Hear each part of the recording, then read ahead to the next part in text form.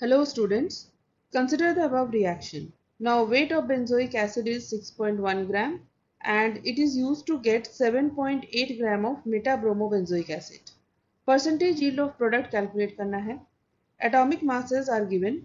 तो benzoic acid का molecular weight क्या होगा? Benzoic acid का फॉर्मूला है C6H5COOH.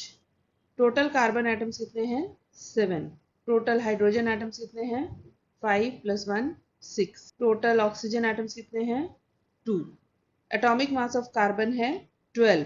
तो टोटल मास ऑफ कार्बन हो गया 7 × 12 plus total mass of hydrogen हो जाएगा 6 × atomic mass of hydrogen that is 1 plus total mass of oxygen हो जाएगा 2 × atomic mass of oxygen that is 16. So this is equal to 122. So this is the molecular weight of benzoic acid. Similarly, molecular weight of metabromobenzoic acid.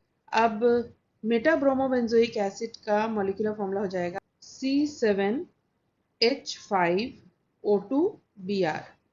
ये molecular formula हो जाएगा. तो इसमें number of carbon atoms हो गए 7. तो total weight of carbon हो जाएगा 7 × 12 plus number of hydrogen atoms है 5. टोटल वेट ऑफ हाइड्रोजन हो जाएगा 5 × 1. नंबर ऑफ ऑक्सीजन एटम्स है 2. टोटल वेट ऑफ ऑक्सीजन हो जाएगा 2 × 16 plus number of bromine atoms is 1. तो 1 × 80 and this will be equal to 201. Now from the balanced equation it can be seen that 1 mole of benzoic acid gives 1 mole of metabromobenzoic acid. We have to find moles of benzoic acid in 6.1 gram of benzoic acid. So moles of benzoic acid in 6.1 gram of benzoic acid will be 6.1 divided by molecular weight of benzoic acid that is 122.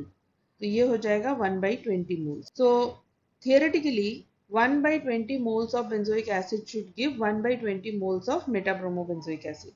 Because 1 mole of benzoic acid 1 mole of metabromobenzoic acid दे रहा है. तो 1/20 moles of benzoic acid should give 1/20 moles of metabromobenzoic acid.